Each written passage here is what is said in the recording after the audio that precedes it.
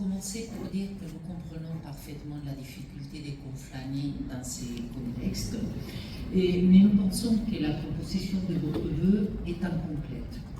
Effectivement, la grève dure depuis le 7 novembre et ceci devrait nous interpeller sur la conception que la société francilité sénégalais a du dialogue social. Depuis le 7 novembre, les salariés des deux dépôts de Conflans et Saint-Ouen-le-Monde se battent pour des conditions de travail dignes, qui ne mettent pas leur sécurité ni celle des usagers en danger. Ils se battent pour ne pas perdre leurs acquis sociaux. Garantir le maintien des conditions de rémunération des salariés est fondamental dans un système de délégation des services publics qui a montré ses limites.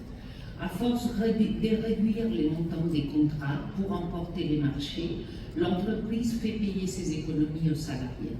Les dépôts de Conflans gérés jusqu'à maintenant par Transdev n'avaient jamais connu un mouvement de la sorte.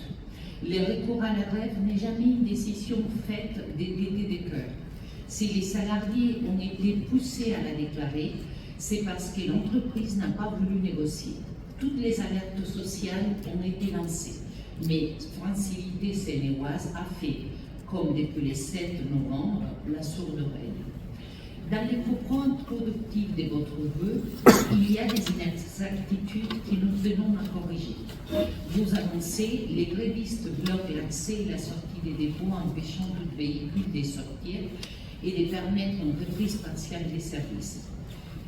En ce qui concerne le Conflans, ceci ne correspond pas à la réalité et a été constaté par un huissier de justice qui a pu vérifier que l'entrée et la sortie des véhicules étaient possibles au dépôt de Conflans.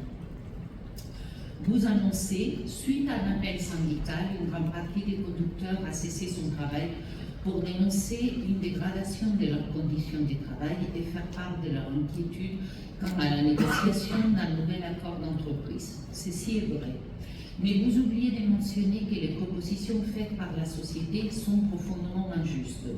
3 grilles des salaires, pas de revalorisation des salaires en 2024 malgré l'inflation. Les salariés demandent une seule grille des salaires pour les ex-Transdev des Conflans et les ex-Estivaux des Saint-Ouen-le-Monde. En effet, les conducteurs réclament qu'à travail et ancienneté égale, les salaires soient les mêmes et non qu'ils soient différents selon les nouveaux entrants, les ex-Transdev et les ex-Estivaux. La compensation salariale sous forme de primes qui a proposé l'entreprise et non en tant que salaire de base est un recul pour aujourd'hui et un recul pour l'avenir, car les prochains appels d'offres, lors des prochains appels d'offres, la négociation se fera sur les nouveaux taux horaires bruts revus à la baisse et non sur les taux horaires historiques. Vous proposez enfin d'une reprise des discussions et des négociations entre toutes les parties dans le but d'aboutir à un compromis et à une reprise des services le plus rapidement possible. Pour cela, l'entreprise doit accepter la négociation salariale. Les négociations piétinent car la société n'accepte pas de faire des compromis, demandant aux travailleurs l'effort qu'elle ne veut pas faire. Francilité sénégalais refuse systématiquement en plus la venue de l'inspecteur du travail. Vous proposez une solution auprès d'Île-de-France Mobilité du remboursement des usagers. Nous aimerions ajouter une compensation des jours de grève car l'entreprise a une responsabilité certaine sur la durée de cette grève. Il ne peut pas avoir sorti des crises sans un accord juste. Parce que vous ne reprenez pas en compte tous ces éléments, nous ne pourrons pas voter votre vœu. Merci. Merci, par rapport à votre intervention, on n'a pas beaucoup de précisions parce que ma vision, et j'ai dû la présenter, c'est un principe de non-interventionnisme des élus dans la négociation entre l'entreprise et ses salariés. Je considère, moi, je ne connais pas le quotidien des chauffeurs de bus, je ne connais pas le quotidien de la direction de la Croix-Sévrac, et donc je considère que je n'ai pas à donner mon point de vue sur la pertinence ou pas des positions des uns et des autres. Valoriser effectivement, par contre, ce qui est clair, et au moins un constat, c'est qu'en effet, les négociations sont bloquées. Ça, c'est sûr, ça, c'est indéniable. Après, moi, les positions des uns et des autres, je considère qu'en tant qu'élu, en tant que maire de conférence autonome, je n'ai pas apprécié qui a raison et qui a tort. Donc, ce qu'on appelle ce soir, c'est que ces négociations puissent enfin aboutir d'une part, d'autre part, qu'on puisse enfin avoir un trafic qui fonctionne à Conflans-Sainte-Honorine dans des conditions minimales, ce qui n'est pas encore le cas quand même avec les lignes 1221 et 1227. Moi, je pense en particulier, et je renouvelle ça, au trafic scolaire, et c'est vraiment une vraie difficulté.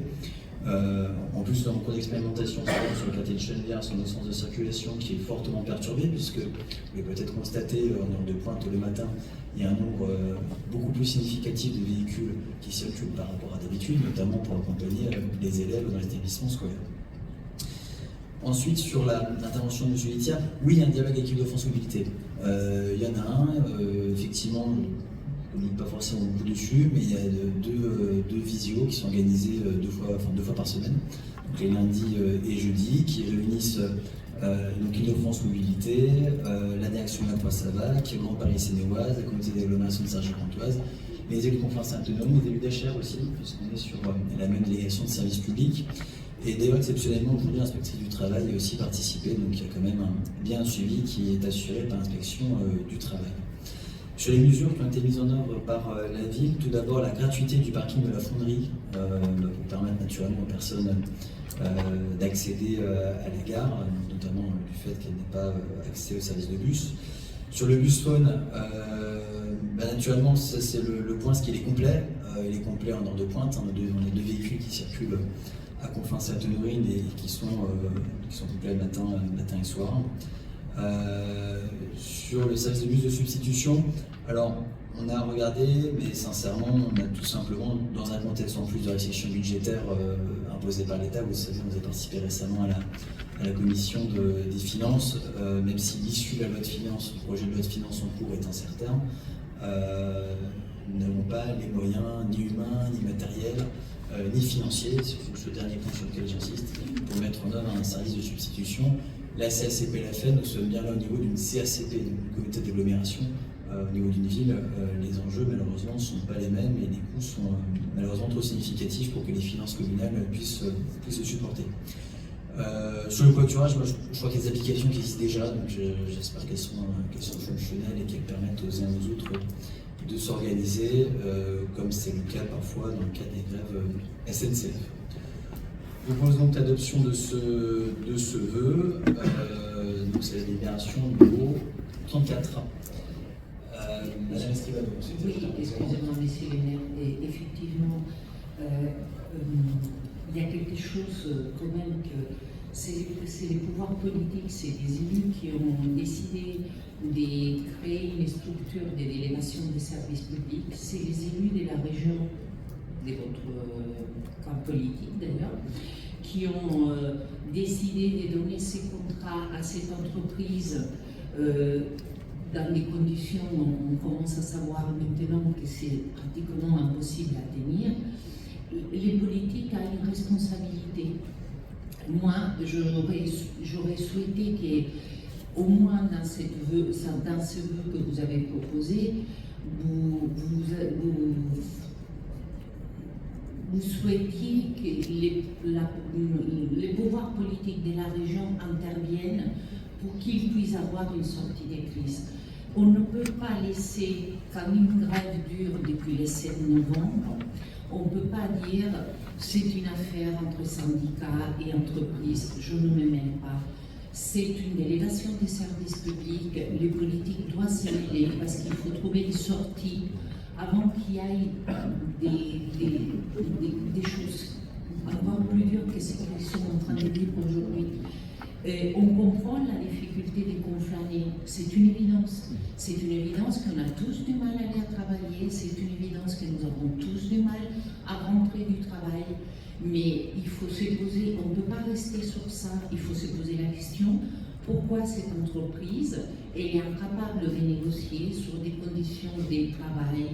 Ce n'est pas qu'une question de rémunération, on parle des conditions de travail, on parle de la sécurité des conducteurs et automatiquement de la sécurité des usagers. Et ça, Ça devrait nous concerner, nous tous, en tant qu'élus publics. Merci.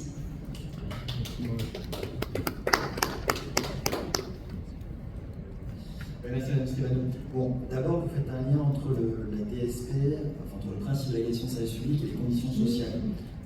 Il n'y a pas forcément de lien entre les deux. Le délégateur précédent, je ne me souviens pas qu'il y ait eu de mandat. Deuxième point, si le pouvoir politique s'en mêle, c'est l'objet du vœu. J'ai dit que je ne mêlais pas du contenu de la négociation, ce qui n'est pas tout à fait pareil. J'ajoute que l'entreprise a créé une instance d'échange, de concertation sur les conditions sociales. Le syndicat FO ne souhaite pas pour l'instant y participer. J'espère qu'ils y participeront. Moi, mon intérêt, c'est celui que les négociations aboutissent. Après, encore une fois, je ne m'exprime pas sur le contenu des négociations parce que je n'ai pas les éléments pour m'exprimer sur le fait de savoir si la direction ou les salariés, les salariés grévistes, ont raison. Ben, ça, c'est encore une fois, c'est pas mon appréciation, c'est pas moi de l'apprécier. Je me souviens pas non plus qu'à l'époque, le ministre des Transports est plus parti sur les grèves SNCF, sur le fait de savoir qui avait raison et qui avait tort. Ça n'a jamais été le cas. Nous passons donc au vote de ce vœu. Qui est contre? 6 voix contre. Qui s'abstient? Qui est pour? 32 voix pour et donc adopté. Je donne la parole pour l'expression d'un vœu commun. Je ne sais pas qui est le rapporteur.